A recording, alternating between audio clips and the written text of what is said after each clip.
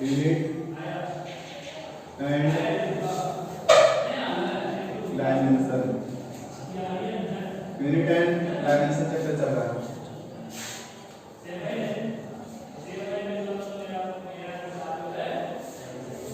Unit and dimension chapter चल रहा है। यूनिट एंड डायमेंशन में सबसे पहले 10th क्लास में जो राशि होते हैं, कोई भी क्वांटिटी होता है उसको 3 पार्ट्स में डिवाइड करते हैं। मतलब फंडामेंटल क्वांटिटी को जैसे राशि को 3 पार्ट्स में डिवाइड किया गया है। अब 9th क्लास में पढ़ चुके हैं मतलब कि राशि कैसे करते हैं। तो राशि उसे करते हैं जिसमें भौतिक गुण या भौतिक नियमों का पालन होता है, उसे राशि करते हैं। ठीक है। तो कहता है कि राशि को 2 भागों में बांटा जाता है। 9th में पढ़े हैं कि राशि को 2 भागों में बांटा गया, पहला मूल राशि, दूसरा व्युत्पन्न राशि। ठीक है। लेकिन मतलब कि राशि को कोई भी क्वांटिटी को 3 पार्ट्स में बांट करते हैं। ठीक है। फिजिकल क्वांटिटी, फिजिकल क्वांटिटी, कोई भी भौतिक राशि को 3 पार्ट्स में बांटा गया। पहला fundamental physical quantity, fundamental physical quantity, fundamental physical quantity. दूसरा होगा drive physical quantity, drive physical quantity. तीसरा है supplementary physical quantity, supplementary physical quantity. कोई फिजिकल क्वांटिटी होता है मतलब फिजिकल क्वांटिटी को 3 पार्ट में डिवाइड करते हैं। पहला फंडामेंटल फिजिकल क्वांटिटी, दूसरा ड्राइव फिजिकल क्वांटिटी और तीसरा supplementary physical quantity. Fundamental physical quantity मतलब होता है मूल राशि, मूल भौतिक राशि, मूल भौतिक राशि। इसका होता है व्युत्पन्न भौतिक राशि, व्युत्पन्न भौतिक राशि। और इसका होता है सप्लीमेंट्री का कोणीय राशि। सप्लीमेंट्री मतलब कौन से रिलेटेड है, कोणीय राशि। ठीक है। फंडामेंटल क्वांटिटी, ड्राइव क्वांटिटी मतलब कि क्वांटिटी को 3 भाग में बांटा गया, राशि को 3 पार्ट में डिवाइड किया गया। पहला फंडामेंटल क्वांटिटी मतलब मूल राशि, दूसरा ड्राइव फिजिकल क्वांटिटी मतलब कि व्युत्पन्न राशि, तीसरा सप्लीमेंट्री फिजिकल क्वांटिटी मतलब कोणीय राशि। तो फंडामेंटल क्वांटिटी मतलब कि मूल राशि 7 प्रकार के होते हैं। हमारे क्लास में पढ़ चुके हैं जो मूल राशि होता है वो 7 प्रकार का होता है। जिससे मूल राशि या आधारी राशि के नाम से जाना जाता है, मतलब फंडामेंटल क्वांटिटी के नाम से आता है। तो कौन-कौन 7 राशि होता है लिखेंगे। फंडामेंटल क्वांटिटी, फंडामेंटल क्वांटिटी मतलब हो गया क्या, मूल राशि। फंडामेंटल क्वांटिटी मतलब मूल राशि। ठीक है। और इसका यूनिट, यूनिट मतलब इसका मात्रक क्या है, मात्रक लिखते हैं और यहाँ सैंबल, सैंबल मतलब इसका चिन्ह क्या है। ठीक है। सैंबल मतलब चिन्ह। तो पहला बात करते हैं लेंथ, लेंथ, लेंथ लंबाई का ऐसा मात्रक क्या होता है, मीटर होता है। क्या होता है, मीटर। लेकिन मीटर, मीटर को ऐसे करते हैं। सेकंड है मास, मास मतलब द्रव्यमान, द्रव्य, द्रव्यमान का ऐसा मात्रक क्या होता है, किलोग्राम, किलोग्राम, किलोग्राम को केजी से सूचित करते हैं। थर्ड नंबर में क्या है, टाइम, समय का ऐसा मात्रक क्या होता है, समय का ऐसा मात्रक सेकंड होता है। सेकंड, सेकंड को ऐसे सूचित करते हैं। फोर्थ नंबर में electric current, electric current, electric current. Electric current का ऐसा मात्रक क्या होगा, इलेक्ट्रिक करंट का ऐसा मात्रक होगा एम्पियर। क्या चीज, एम्पियर। इलेक्ट्रिक करंट का ऐसा मात्रक एम्पियर होता है, इसे ऐसे सूचित करते हैं। फिर अगला है टेम्परेचर, टेम्परेचर, टेम्परेचर मतलब तापमान, तापमान का ऐसा मात्रक क्या होता है, केल्विन, केल्विन को कैसे सूचित करते हैं। फिर अगला है luminous intensity, luminous, luminous intensity. Luminous intensity का ऐसा मात्रक क्या होता है, कैंडेला, मतलब का ऐसा मात्रक कैंडेला होता है। कैंडेला को सीढ़ी से शुरू करते हैं। फिर लास्ट में है amount of substance, amount of substance मतलब पदार्थ का परिमाण का ऐसा मात्रा क्या होता है, मोल। ठीक है, इसे एमओएल से सूचित करते हैं। ठीक है, यानी हम ये जाने कि राशि उसे कहते हैं जिसमें भौतिक गुण या भौतिक नियम को पालन करता है। ठीक है, अब इसका परिभाषा निकाल लेंगे। क्वांटिटी का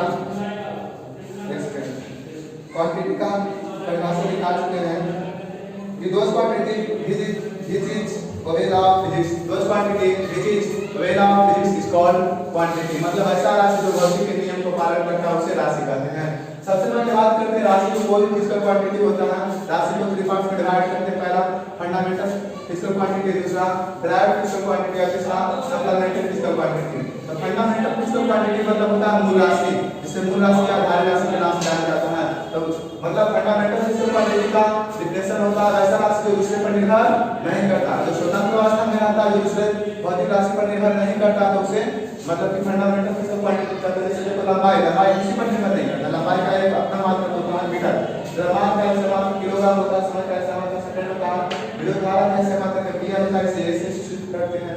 फिर अगला तापमान, तापमान का ऐसा मात्रक केल्विन होता है, इसे के से सूचित किया जाता है। इसके अलावा ल्यूमिनस इंटेंसिटी मतलब कि ज्योति तीव्रता का ऐसा मात्रक कैंडेला होता है, इसे सीडी से सूचित करते हैं। उसके अलावा अमाउंट ऑफ सब्सटेंस मतलब पदार्थ के परिमाण का ऐसा मात्रक मोल होता है, इसे एमओएल से सूचित करते हैं। अब आप ये जानिए कि मतलब फंडामेंटल क्वांटिटी के बारे में।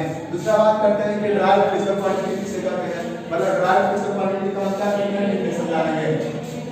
ऊपर निकाल देते हैं और ड्राइव्ड फिजिकल क्वांटिटी का डिफिनेशन लिखते हैं।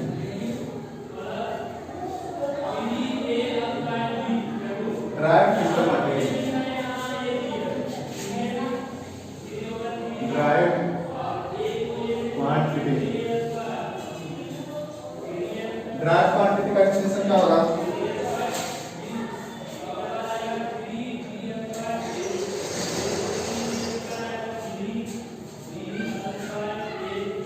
Dose quantity, dose quantity which is depends upon dose quantity which is depends upon other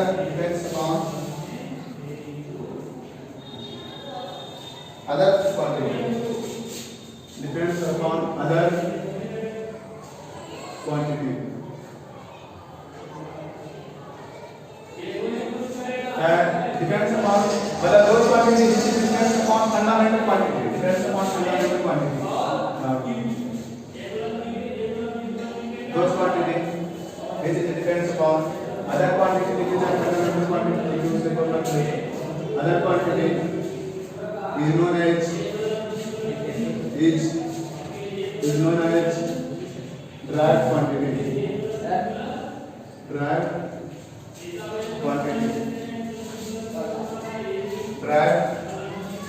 quantity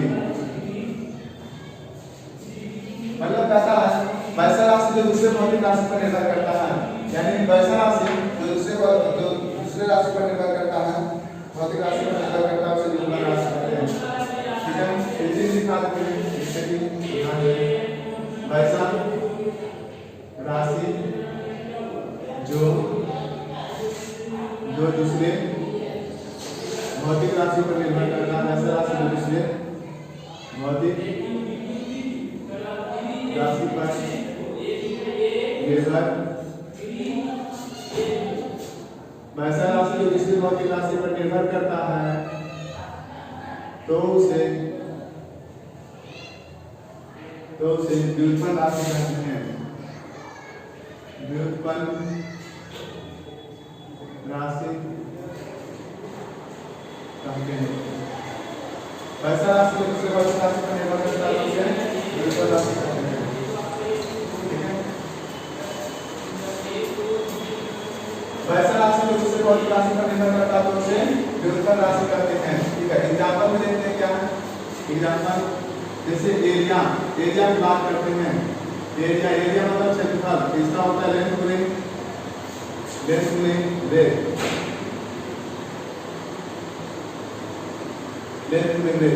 अगर हम निकालना चाहें क्षेत्रफल का ऐसा मात्रक तो क्या होता है, लंबाई करके लंबाई का एक समान तो क्या होता है मीटर।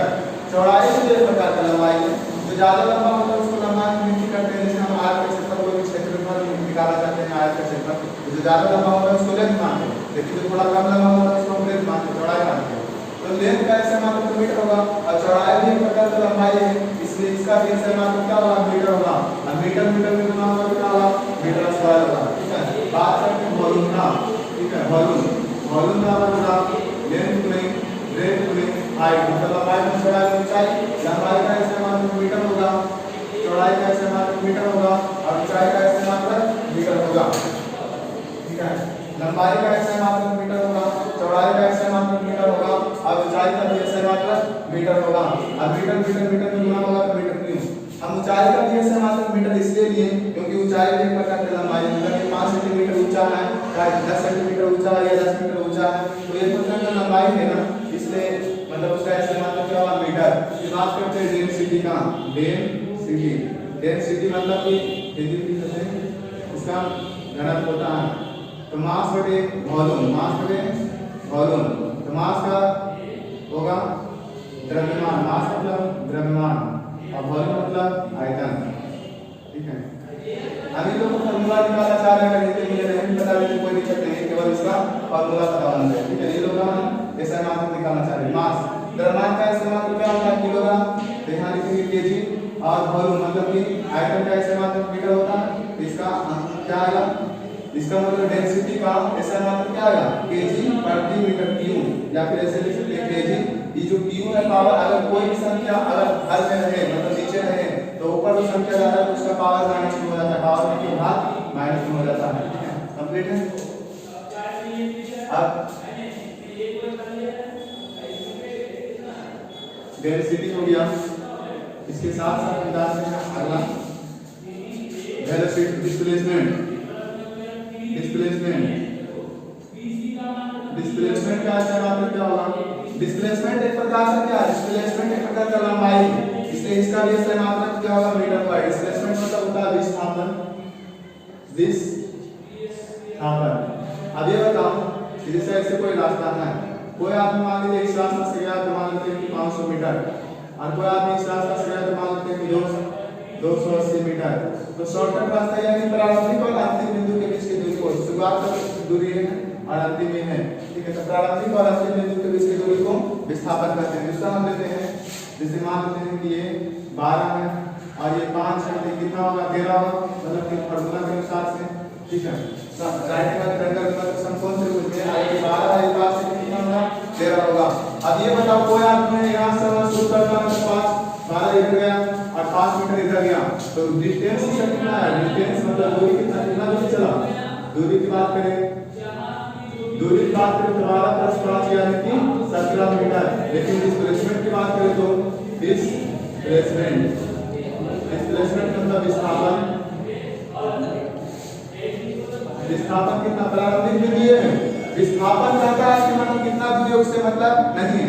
कोई आदमी चल रहा है यहाँ शुरू करता है, यहाँ से यहाँ तक 12 और यहाँ से यहाँ तक 5, तो डिस्टेंस की बात करें 12 + 5 17, लेकिन डिस्प्लेसमेंट क्या होगा, शुरुआत से हमने शुरू किया और रुका कहाँ, यहाँ पे रुका, मतलब प्रारंभिक बिंदु मेरा ये है और अंतिम बिंदु ये है, उन दोनों के बीच में लाइन पार देंगे, मतलब लाइन खींच देंगे, चाहे रास्ता नहीं भी हो फिर भी हम रास्ता बना सकते हैं। पहले ये समझो ये कितना आएगा 13 आएगा, मतलब कि 12 आएगा, ये 5 है, तो मतलब कि हम संपर्क वितरण और फॉर्मूला लगाएंगे, कारण के स्वाद वाला मस्त पर सुधार करते 13 आएगा, यानी डिस्प्लेसमेंट मेरा 13 आया। इसमें बात करते हैं कि कुछ इस प्रकार से रास्ता है, तो आदमी इस प्रकार से रास्ता जाता है तो 500 मीटर है, लेकिन हम देखते हैं शुरुआत में जो यहाँ है अंतिम यहाँ, इन दोनों के बीच का अगर रास्ता नहीं मतलब जब से हम खींच देते हैं तो कितना होता है, मतलब 500 मीटर है। इसका मतलब ये है कि डिस्प्लेसमेंट कितना है यहाँ पे 5 दूरी है। यहाँ डिस्टेंस की बात करें तो 500 मीटर, लेकिन जब डिस्प्लेसमेंट की बात करेंगे तो डिस्प्लेसमेंट की बात करेंगे तो कितना है 280 मीटर। कंप्लीट है ना, ठीक है। तो दूरी एक प्रकार का लंबाई 80 मीटर चाहे सेंटीमीटर कुछ भी आपने, तो जितना भी एक प्रकार का लंबाई या लंबाई के लिए हम सब क्या यूज करते हैं, एम यूज करते हैं। लंबाई का ऐसे मतलब क्या होता है मीटर, तो लिखेंगे मीटर। और बात करते हैं वेलोसिटी का। वेलोसिटी बराबर होता है displacement by time. Displacement by time. हम पढ़ चुके हैं 9th क्लास में कि वेग बराबर विस्थापन बटे समय। वेग बराबर वेलोसिटी मतलब वेग, डिस्प्लेसमेंट मतलब विस्थापन और टाइम मतलब समय। अगर कोई हिंदी लिखना चाहे तो वेलोसिटी का मतलब वेग लिखेगा और डिस्प्लेसमेंट मतलब विस्थापन और टाइम मतलब समय। अब ये बताओ कि विस्थापन का ऐसा मात्रक क्या होता है? मीटर होता है। अब मीटर को हम से सूचित करते हैं। टाइम का ऐसा मात्रक क्या होता है? सेकंड होता है। बटा सेकंड लिखेंगे तो इसको मीटर प्रति सेकंड, बटा का मतलब हुआ प्रति, इस रूप में लिख सकते हैं, यहाँ ऐसे लिखेंगे मीटर, इसका पावर कितना 1 है ना। अब ये पावर जब ऊपर जाता है तो माइनस में हो जाता है, पावर ऊपर जाने में क्या होता है? कोई भी संख्या पावर नीचे हर में प्लस होती है तो ऊपर जाने में क्या होता है? माइनस में उसका पावर हो जाता है। वेलोसिटी हो गया, बात करते हैं स्पीड का। स्पीड का होगा distance upon time, distance upon time. Speed का होगा डिस्टेंस अपॉन टाइम। तो डिस्टेंस का ऐसा मात्रक क्या होगा? ऐसा यूनिट, डिस्टेंस का ऐसा यूनिट मीटर होता है और टाइम का ऐसा यूनिट सेकंड होता है, इसलिए इसका ऐसा यूनिट क्या होगा? मीटर प्रति सेकंड। मतलब स्पीड मतलब हो गया 4 और डिस्टेंस मतलब हो गया दूरी और टाइम मतलब हो गया समय, यानी 4 बराबर दूरी बटे समय, 4 बराबर दूरी बटे समय। तो दूरी का ऐसा मात्रक मीटर और समय का ऐसा मात्रक सेकंड, इसलिए इसका ऐसा मात्रक क्या होगा? मीटर प्रति सेकंड। बात करते हैं एक्सीलरेशन का। एक्सीलरेशन, एक्सीलरेशन मतलब होता है त्वरण। एक्सीलरेशन मतलब क्या होता है? त्वरण। त्वरण मतलब होता है change in velocity by change in time, change in velocity upon change in time, change in velocity upon change in time. मतलब कि त्वरण मतलब होता है वेग में परिवर्तन। आप पढ़ोगे वेग में परिवर्तन, परिवर्तन बटे समय, समय पर होना है। इस प्रकार से पढ़े हैं त्वरण का वेग और v माइनस u बटे t, v हो गया स्पीड, u हो गया वेलोसिटी वेग, t हो गया समय। अब आप ये सब जो चेंज इन वेलोसिटी जैसे लिख दिया नहीं, मतलब समझ क्या है? वेलोसिटी में जब वेलोसिटी घटाएंगे, जब वेग में वेग घटाएंगे तो क्या आएगा? वेग आएगा। रुपया में रुपया घटाते तो रुपया आता है, रुपया में रुपया घटाते तो सेंटीमीटर तो नहीं आता है।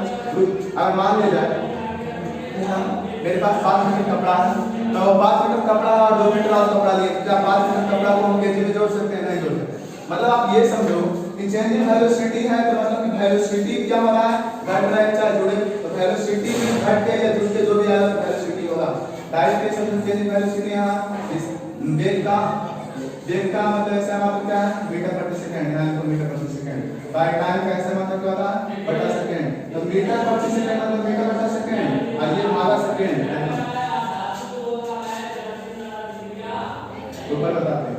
जैसे है एक्सीलरेशन का मीटर प्रति सेकंड बटा सेकंड, तो एक्सीलरेशन का क्या है? मीटर प्रति सेकंड को लिखेंगे बटा सेकंड और ये बटा के लिए भाग करेंगे तो मीटर प्रति सेकंड यहां गुना करेंगे तो प्रति सेकंड, यानी metre second second second square, तो इसको लिख सकते हैं मीटर प्रति सेकंड स्क्वायर, यानी लिख सकते हैं मीटर प्रति सेकंड स्क्वायर। इसको लिख सकते हैं ना।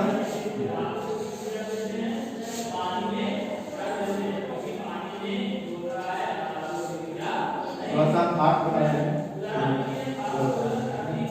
तो मतलब एक्सीलरेशन हो गया। अब हम डायमेंशन की बात करते हैं। बहुत सारा मतलब ऐसा यूनिट निकालना सीखे हैं, ऐसा यूनिट निकालना सीखे हैं। तो जितना भी हम ऐसा यूनिट निकाल रहे हैं किसके मदद से निकाल रहे हैं? तो फिजिकल क्वांटिटी यानी फंडामेंटल क्वांटिटी की मदद से, इसके मदद से हम लिखते हैं। जैसे वेलोसिटी का निकाल रहे हैं डिस्प्लेसमेंट बाय टाइम, तो डिस्प्लेसमेंट का ऐसा मालूम लिखते हैं क्या? डिस्प्लेसमेंट का लिखते हैं मीटर और टाइम पर सेकंड। किसके मदद से? इसके मदद से लिखते हैं। तो डायरेक्ट क्वांटिटी मतलब कि व्युत्पन्न राशि उसे करते हैं तो मतलब कि मूल राशि की सहायता से लिखा जाता है। वैसा राशि जो मूल राशि की सहायता से लिखा जाता है तो उसे व्युत्पन्न राशि कहते हैं। या व्युत्पन्न राशि का दूसरा परिभाषा ये होता है कि वैसा राशि जिसके मदद से मतलब कि दूसरे राशि या वैसा राशि जो दूसरे भौतिक राशि पर निर्भर करता है, वैसा राशि जो दूसरे भौतिक राशि पर निर्भर करता है तो उसे व्युत्पन्न राशि। ठीक है, ये सब कंप्लीट हो गया। अब बात करते हैं सप्लीमेंट्री क्वांटिटी। सप्लीमेंट्री क्वांटिटी मतलब क्या हो गया? सप्लीमेंट्री क्वांटिटी मतलब कोणीय राशि। तो कोणीय राशि के बारे में क्या पढ़े कि जैसे हम लंबाई का ऐसा मात्रक मीटर जानते हैं, द्रव्यमान का ऐसा मात्रक किलोग्राम, समय का ऐसा मात्रक सेकंड, विद्युत धारा का ऐसा मात्रक एम्पीयर, तापमान का ऐसा मात्रक केल्विन। इसी प्रकार से जब हम जानते हैं तो मतलब कि हम जानते हैं कि ठोस का ऐसा मात्रक मतलब रेडियन, रेडियन जानते हैं ना। समतल कोण का ऐसा मात्रक रेडियन, ठोस कोण का ऐसा मात्रक रेडियन। तो प्लेन एंगल के बारे में जानते हैं। तो अब ये बताओ जो एंगल को क्या हम किसी की मदद से लिख सकते हैं? इसके मदद से लिख सकते हैं फंडामेंटल क्वांटिटी की मदद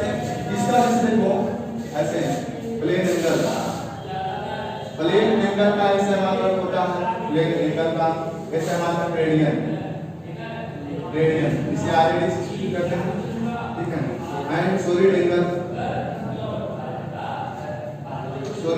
ऐसे मात्रक होता है रेडियन, मतलब कि समतल कोण का ऐसे मात्रक रेडियन, ठोस कोण का ऐसे मात्रक रेडियन। तो रेडियन और रेडियन क्या इसी की सहायता से लिखा जा रहा है। एक कोण क्या लंबाई की मदद से लिखा जाएगा, द्रव्यमान की मदद से लिखा जाएगा नहीं, कोण इन सब की मदद से नहीं लिखा जाएगा। इसके ड्राई क्वांटिटी नहीं होकर के ये अलग प्रकार की क्वांटिटी है, मतलब सप्लीमेंट्री क्वांटिटी है, ठीक है। अब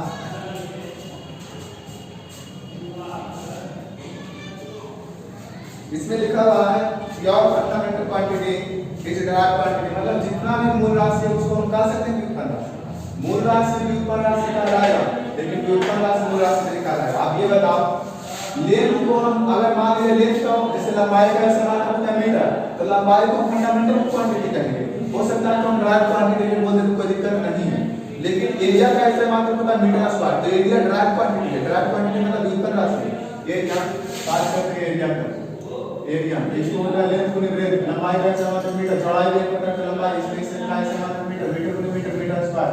तो मीटर स्क्वायर रहती है ड्राई क्वांटिटी। क्यों ड्राई क्वांटिटी है? क्योंकि इसका ऐसे मात्रक मीटर लिखा और चौड़ाई का ऐसे मात्रक मीटर लिखे, तो किसके मदद से लिखे? इसके मदद से लिखे, फंडामेंटल क्वांटिटी की मदद से लिखे, इसलिए ड्राई क्वांटिटी का लगा मतलब व्युत्पन्न राशि का लगा। लेकिन ये व्युत्पन्न राशि मतलब कि मूल राशि नहीं कहा सकता, ठीक है। तो यहां से कंप्लीट है। अब बात करते हैं डायमेंशन, जो मेरा चैप्टर है ये सब पूरा बेसिक था, बेसिक कंप्लीट हो गया। अब बात करते हैं डायमेंशन।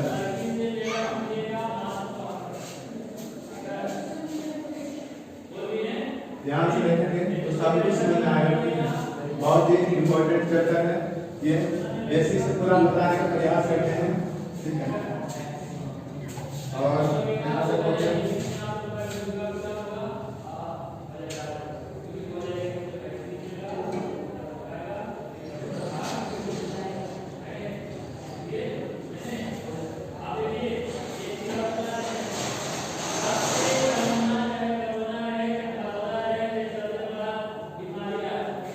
डायमेंशन के बारे में आते हैं। डायमेंशन का डेफिनेशन, डायमेंशन मतलब दिमाग।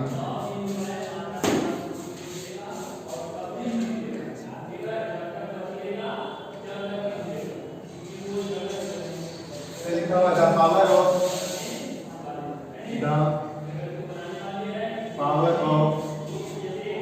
Any physical, the power of any physical quantity is called dimension।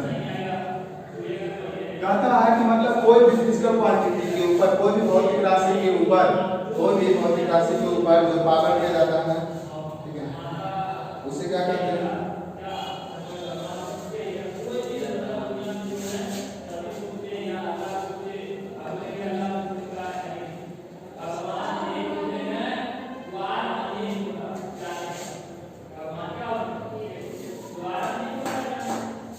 कोई भी भौतिक राशि के घात को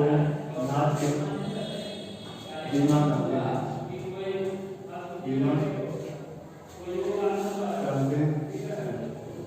कोई भी भौतिक राशि के घात को बीमा करते हैं, ठीक है।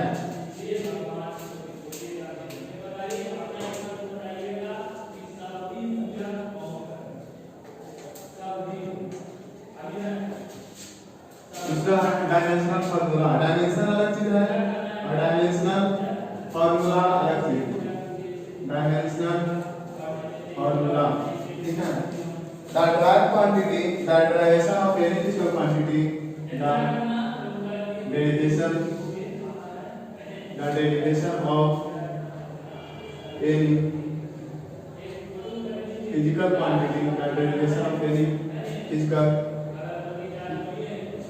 quantity, the derivation of any physical quantity in the form of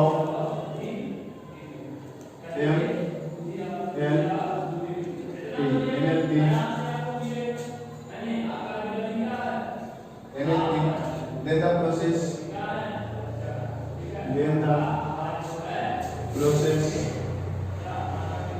process is called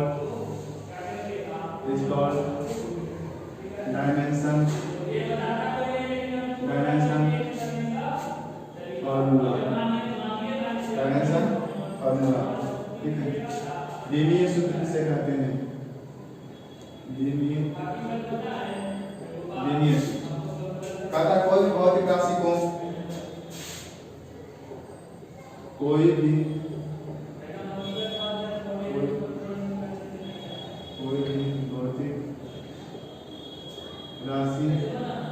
भौतिक राशि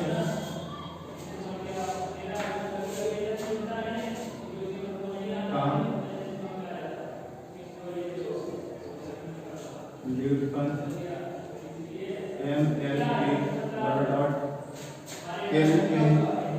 के रूप में कर दिया जाता है तो उसे हम लोग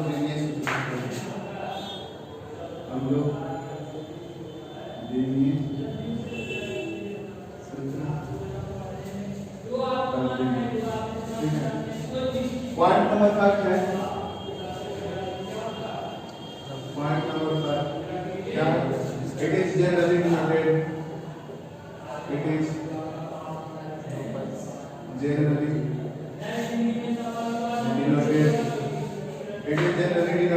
by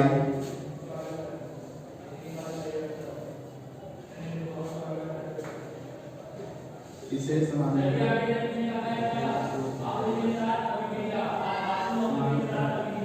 इसे प्लेन मतलब कि डिनोट करते हैं बड़े ब्रैकेट से कुछ करते हैं, मतलब डायमेंशन हम पढ़ रहे हैं। पहले यूनिट पढ़ रहे थे, यूनिट मतलब मात्रा के बारे में पढ़े थे, तो मात्रा के बारे में सारा कुछ समझा रहे हैं। डायमेंशन के बारे में ट्रांसलेट करता था power of any physical quantity is called dimension, मतलब कोई भी भौतिक राशि के ऊपर जो भाग देते हैं उसी को डायमेंशन कहते हैं। फिर का dimensional formula dimension of any physical quantity in form of MLT, then the process is called dimensional formula. Dimension formula कोई भी भौतिक राशि का विघटन एनएलटी के रूप में कर दिया जाता है तो उसे हम लोग कहते हैं।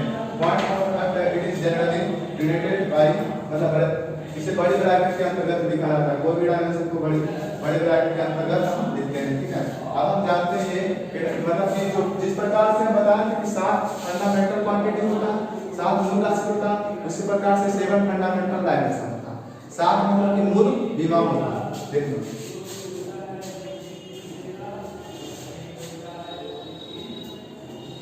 हर एक टॉपिक बताया जा रहा है, ठीक है, सारे topic.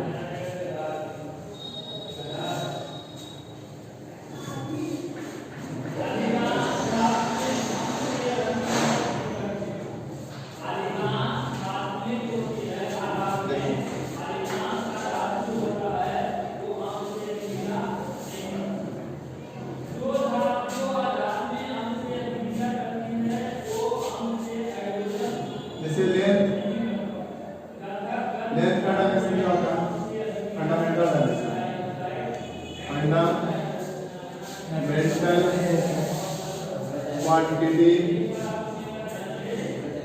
of dimension, fundamental quantity of dimension।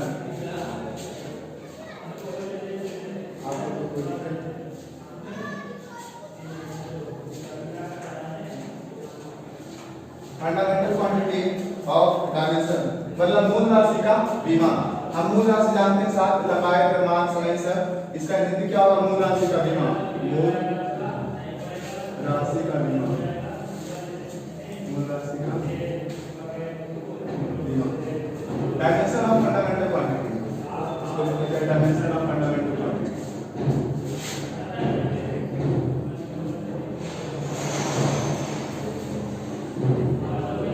Dimension of fundamental quantity में होगा इसका हिंदी मूल राशि का विमा। तो लेंथ मतलब लंबाई का विमान, लंबाई को हम कैसे सूचित करते हैं? दूसरा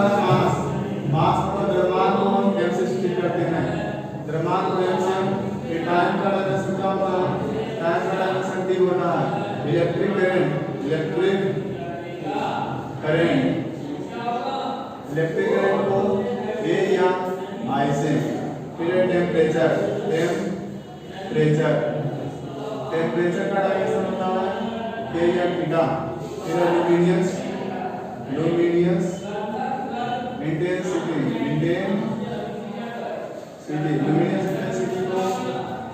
इंटेंसिटी मतलब की बराबर परिमाण कैसे बताते होता है